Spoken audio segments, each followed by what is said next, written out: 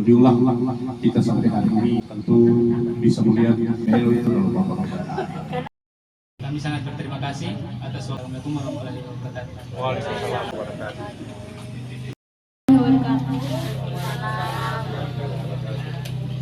Baik Ibu, di sini saya akan sedikit barangkali bisa diperkenalkan namanya satu persatu. Terus di sini ada selamat sore Ibu-ibu, perkenalkan nama saya Kadek Tias. Saya dari Fakultas Kedokteran. Saya Ibu, perkenalkan nama saya Tabida dari Fakultas Kedokteran Universitas Sarawak. Baik Ibu, yang pertama Ibu kenal nggak saya namanya kencur Ibu? Kenal. Biasanya kalau kencur itu masakannya apa Ibu selain seblak ya Ibu ya? Di sini kan ibu-ibu juga. Karedok. Karedok, Jawa itu Jawa. Jadi tahu. Karedok, gado-gado. Terus ada ini kalau nggak salah pecel sayur. Ya. Jadi, Sama jamu. Nah, jadi kencur ini kalau nama latinnya itu adalah Campholia gallonalien. Jadi fungsinya itu sebagai penurun tekanan darah ternyata. Setelah itu dia juga sebagai penurun kolesterol. Setelah penurun kolesterol dia juga anti diare, mengobati sakit gigi, masuk angin. Biasanya kalau ibu-ibu, kalau ayah saya sih biasanya kalau pakai kencur itu pas lagi sakit tenggorokan gitu. Biasanya kalau pakai kencur kan anget. Terus ternyata pengolahannya kencur itu ada tiga. Yang pertama itu langsung, terus yang kedua itu biasanya bapak saya itu dicampur air hangat, terus yang ketiga itu biasanya dicampur sama jahe dan pakai madu biar manis-manis gitu. Mungkin selanjutnya. Baik, selanjutnya itu ada serai yang biasa ibu-ibu pakai masak di rumah. Nah, serai ini nama latinnya Cibonbon citratus. Kalau serai ini banyak manfaatnya ternyata ibu-ibu. Di antaranya itu bisa untuk mengobati infeksi mulut dan gigi berlubang, kemudian bisa digunakan untuk penangkal dari kanker, kemudian bisa digunakan untuk penurun dari peradangan, untuk kolesterol juga, dan untuk penyakit kulit.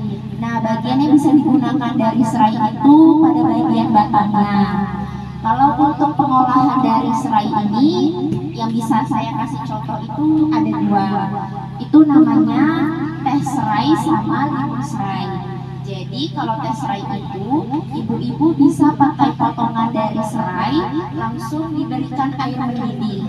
Setelah itu, ibu-ibu biarkan terlebih dahulu selama 5 menit. Kemudian nanti airnya itu bisa langsung dikonsumsi. Kemudian ada lagi yang limun serai. Kalau limun serai ini agak beda sedikit cara pengolahannya. Jadi dia itu dicampurkan dulu dengan air, kemudian dia dimasak bersama air tersebut selama 4 menit, kemudian disaring terlebih dahulu untuk memisahkan air dengan serainya. Kemudian airnya ini bisa dikonsumsi, bisa ditambahkan gula, garam, dan jus lemon agar lebih manis. Baik, selanjutnya untuk binahong. Mungkin dari ibu-ibu ada yang pernah lihat tanamannya? Ya, ada. Sudah pernah di sini ada ditanam. Kita tahu sendiri kan ibu ini sering menjumpai binahong. Tidak sesering serai dengan kencur, namun binahong ini juga sering berada di daerah sekeliling kita. Untuk binahong ini sendiri ternyata banyak manfaatnya. Satu, untuk kesehatan jantung, dimana biasanya kan untuk apabila kita sudah semakin tua, itu kan pasti banyak permasalahan ketika mungkin beraktivitas berat, itu bisa kita jaga dengan meminum binahong. Selain untuk kesehatan jantung, bisa juga untuk pencernaan, sistem imun, dan sirkulasi darah, anti-inflamasi serta antioksidan. Jadi untuk cara konsumsinya itu ada 3. Yang pertama direbus, yang kedua bisa dijus, dan yang ketiga bisa kita tunggu untuk langsung ke penerapannya pada luka.